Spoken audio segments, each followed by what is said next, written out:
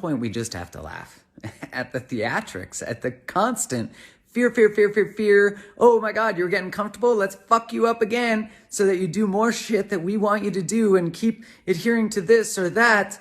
You know, it's like constant. And any available data shows that it is likely milder disease from the Omicron.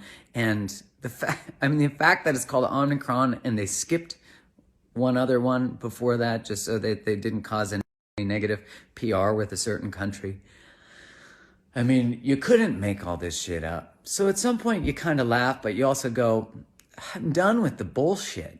Like, news outlets that are perpetuating fear need to take responsibility and be held accountable for this constant. What they're doing is they get paid for advertising. So the more attention they get of yours, the more eyes on it, the more time spent, the more they can sell. It's all a cycle. It all pays each other. Omicron made it into Canada and other countries where only the double V are allowed to travel. How did it do that? Well, it's because the V doesn't prevent transmission. And V passports are shit. And they were never about reducing transmission. They were about giving a better life to the people who had the V, so it would convince people who hadn't gotten it yet to get it. I mean, that's obvious. And so I know lots of people who got it to get their life back, to return to normal. And, you know, part of the public health messaging was that it reduced transmission, which the clinical trials never showed that. It was never even an endpoint of the clinical trials.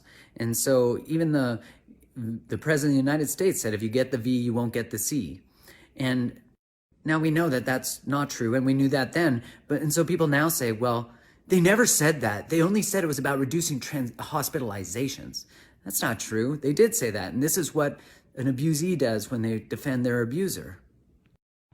It's interesting psychologically that we defend someone who's misrepresented information or promises we were made that never came true, like we'll get to herd immunity and then it'll be just 60% and then 70% and then 80 and then 90 and then we open up and then everything and then it doesn't happen. Or we will never put in V passports. That's a conspiracy theory. We believe in the constitutional rights of our people. We would never do that. Here they are, right? Like we keep, and so you either have two choices. One, go to sleep.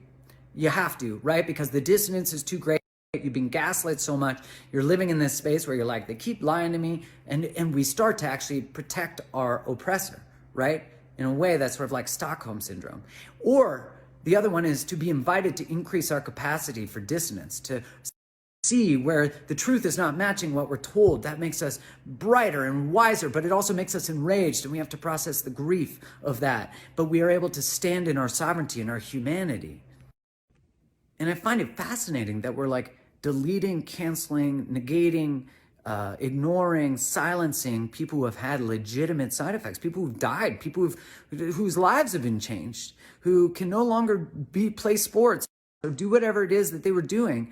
We actually want them not to speak up. If it was about anything else, but I think it's because they represent our fear that might happen to us if we've chosen the intervention. And so we want to silence them as if they might cause hesitancy and less people will get the V. It is normal to be hesitant about getting a medical intervention of any kind, especially one where there's so much politicization and things that don't make sense. Like, you're not even allowed to assess the risk-benefit profile, and the fact that they're silencing people just feeds conspiratorial thinking as opposed to allowing public health discourse. And the silencing of physicians is a whole other thing.